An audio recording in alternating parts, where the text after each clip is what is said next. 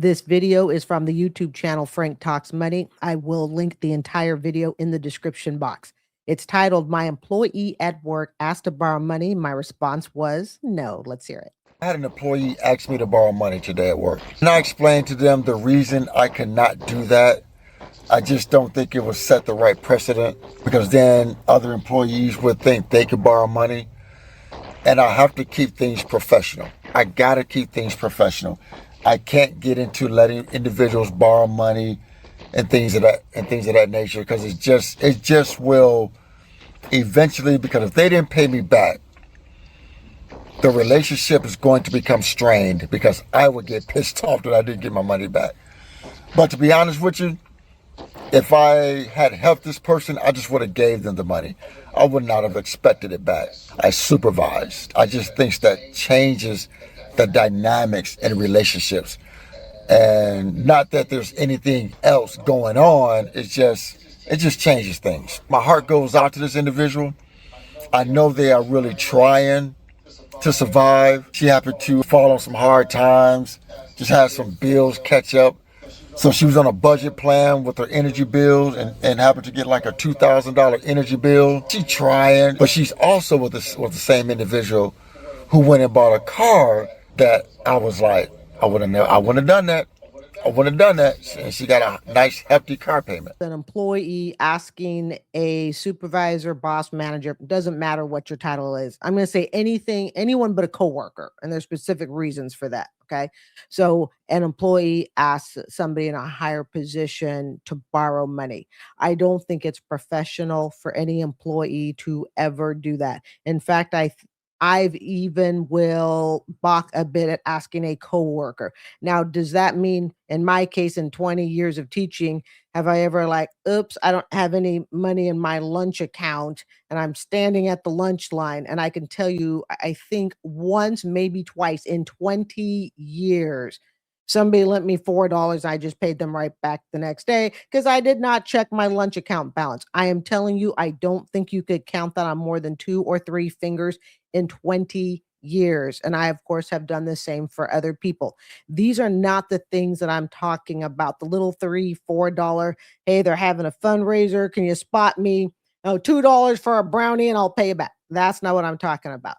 It's in this type of situation where somebody comes to a manager. And I think it's because the fact that even over an equal coworker, well, I still disagree with that. I disagree with it even more when you go to somebody above you, because there is a supervisory sort of thing. And it doesn't matter if it's a team lead, boss, manager, CEO, it just doesn't matter to me. For the sake of other employees, and Frank is absolutely right, for the sake of other employees, you cannot show that type of favoritism. Because here's the thing.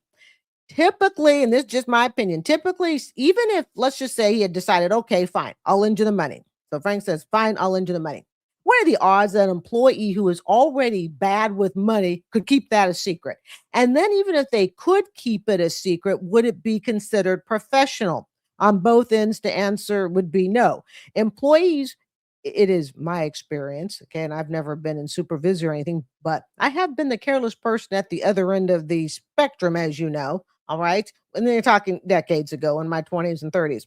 I was very careless with money.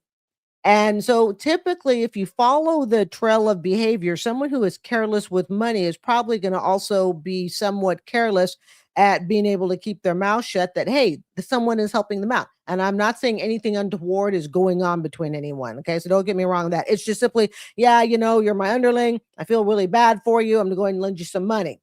Okay, but it can't get out and about because we don't want to look unprofessional anyway. Chances are that type of person couldn't keep it a secret even if they tried. Okay, it's like trying to ask middle school students to keep a secret. They can't keep a secret, maybe for a day or so, right? So that's one problem. Then the other problem is, even if you didn't keep it a secret, which would actually be the more professional end, it's no secrets there. The problem then becomes, well, wait a minute, you just lent them money and I'm struggling too.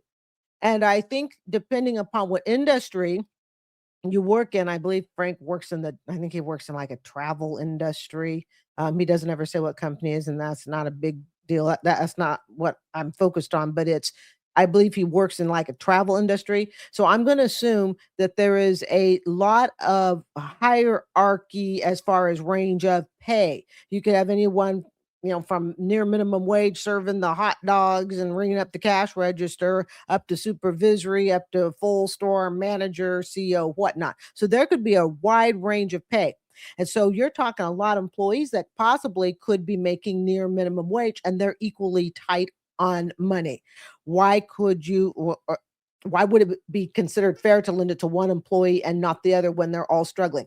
Also, and I've discussed this with you guys before, when you lend someone money, it does not matter. Once you say, okay, fine, I'm going to lend you money, it does not matter. And you cannot care about what they do with that money. So in this case, with Frank's employee, this person wound up buying a car. Now, I don't know if the car came before or asked you know, for the money. I'm going to assume though they probably got the car first and then found out they were tight and then started asking for money. But either way, you can't lend money to someone. I know I've said this and then be upset that they turn around and get something that you would consider to be careless, or they turn around and get something and you're looking at it going, hey, wait a minute, you just bought this after I lent you, whatever set amount of money. Why aren't you paying me back instead? Once you lend someone money, that's gone to the wind. And so I could not imagine being in a work relationship with someone, lending them the money. Okay. And in this case, a supervisor lending the money and then going, wait a minute, you've got this ridiculous car payment and you're coming and asking me for money. And something being broke has taught me, folks, especially when you're considering lending people money. I personally don't recommend it. I do agree when he says, look, if I was going to give this person anything, I would just let her have the money because it takes away any feeling of animosity if they don't pay it back. But even if you go ahead and you give them the money and then they turn around and spend it on something else, you cannot sit there and be upset with them because that's what they decided to do. But remember, it is my experience when you lend people money who are broke, it's typically a lifestyle problem. It's not and you've heard me say this, it's not what I call the one and done. Hey, I have a flat tire. I need one tire fixed. 150, $200. But I mean, I know they go way up, depends on the car. Okay. I'm a Corolla person here. All right. And that's it. And the problem is solved. And then they become responsible citizens and get themselves a little savings account. Now, that's not typically what you're dealing with. And I don't believe that's what Frank was dealing with either. In fact, we know that. Okay. Someone who is buying a car that they clearly cannot afford with payments, going to their boss, asking their boss for money. This is a lifestyle problem. And unfortunately, people with lifestyle problems, and I've been there, although I never ask people for money because I am too embarrassed. It's just not within me to ask people for money. It's just not. Again, short of $2, can I borrow $2 because the school's doing a fundraiser? Okay. But short of that, lifestyle problems, guys, that's not supervisors' jobs to deal with, managers, coworkers. When you have a lifestyle problem, you got to deal with it on your own. And this is, as we've discussed, a lot of the problems that we see in the begging videos that I do. And these are people with lifestyle problems. Hey, I want to move from one city to another. I need you to fund my kids because I have other things I'd rather spend my money on. See, this is a classic case. So when an employee begs to someone up above, yet shows up in their new to them car, anybody looking at it can go, wait a minute, even if I lent you money, it would not solve your lifestyle problem. And not one should be too embarrassed. This is just my opinion. One should be way too embarrassed to ever go to a coworker, much less someone in supervisory, to ask them for money. I will go to the food bank before I would ask a supervisor for money or a coworker for money. That's just what I would do. And unfortunately, we have too many people, I believe, who are feeling too entitled that they can just go to someone and say, hey, you know what? I don't care what your role and position is. I need money. I'm broke. I can't afford this lifestyle. And when you get right down to it, it wouldn't even matter what role the person is that they're asking. It's just the fact that they are unable to fix their budget on their own and they want to reach out to someone else whom they perceive, real or imagined, as having more stable funds. And they want to siphon some of those funds from that person. And I completely disagree with that. Viewer comments from the video. She needs his money before breaking up. Let's do it.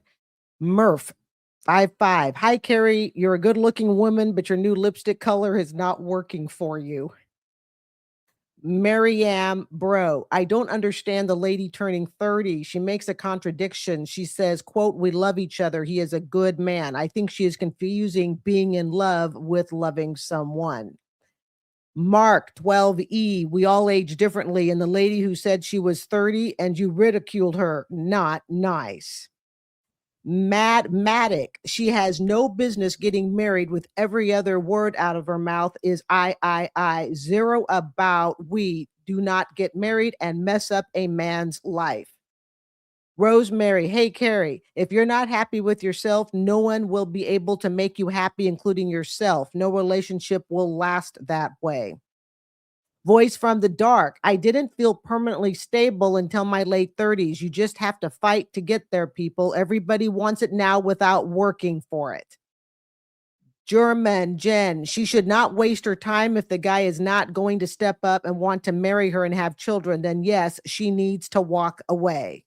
And finally, Tony Alston. When will people understand that it's not your spouse's job to make you happy? It's your job to make you happy.